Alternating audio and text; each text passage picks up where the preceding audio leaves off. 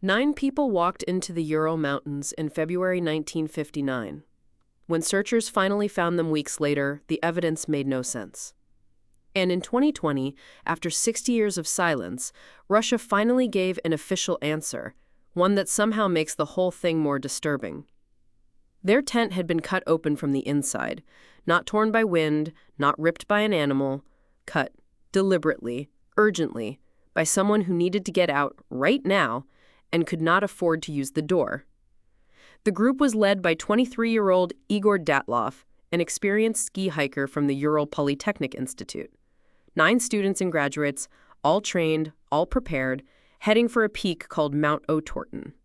On the 1st of February 1959, they pitched their tent on the slope of a mountain the local Mansi people called Kolatsiak. In their language, it means dead mountain. They never slept. Something happened that night, something that sent all 9 of them scrambling out of a slash tent into minus 40 degrees Celsius, without boots, without coats, without any explanation the investigators would ever fully accept.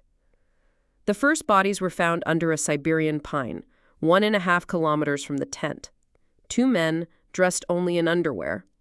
Branches on the tree were broken 5 meters up, as if someone had been desperately climbing it in the dark, trying to see something or get away from something on the ground. 3 more bodies were found on the slope between the tree and the tent. Dyatlov himself and 2 others, frozen in poses that told a heartbreaking story. They had turned back. They were trying to reach the tent. They didn't make it. The final 4 took 2 more months to find. They were buried under 4 meters of snow in a ravine. And this is where the case stops being a mystery and starts being something worse. These 4 had better clothing than the others, because they had stripped it from their dead friends. One of the women, Ludmila Dubinina, was wearing trousers cut from a man who had already frozen to death. She was 20 years old. Her cause of death was severe chest trauma, internal fractures so violent the forensic examiner compared them to a car crash.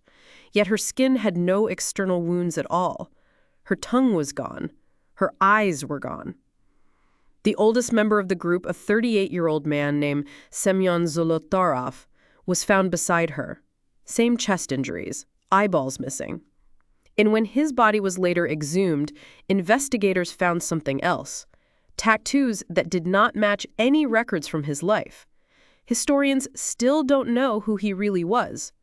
In 2020, Russia officially declared the cause of death, an avalanche. The case is closed.